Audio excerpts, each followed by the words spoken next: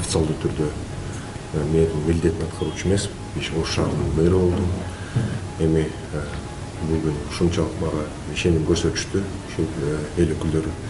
Мен ойлойм ушул эми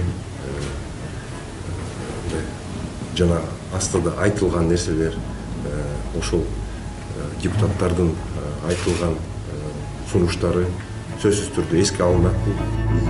Сунушу менен президент мага сунушталган макулдугун бердим, ушул Ош шаарына иштеп беришине.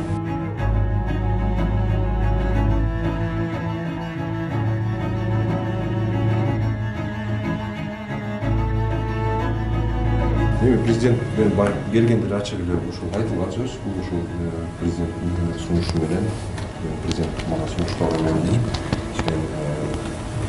макулдугун бердим, ушул Ош шаарына иштеп беришине.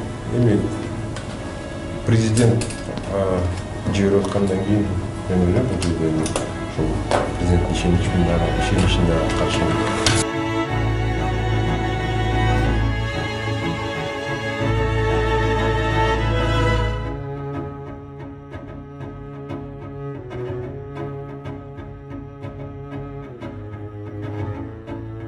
Мындан ары дагы ушу 1 жыл иштейинби, 4 жыл иштейинби, ушул шаардын таламын талашып, ушул шаардын өнүгүүсүнө өзүмдүн билимимди, өзүмдүн колуман эмне келсе ошонун баарын салганга мен да даярмын.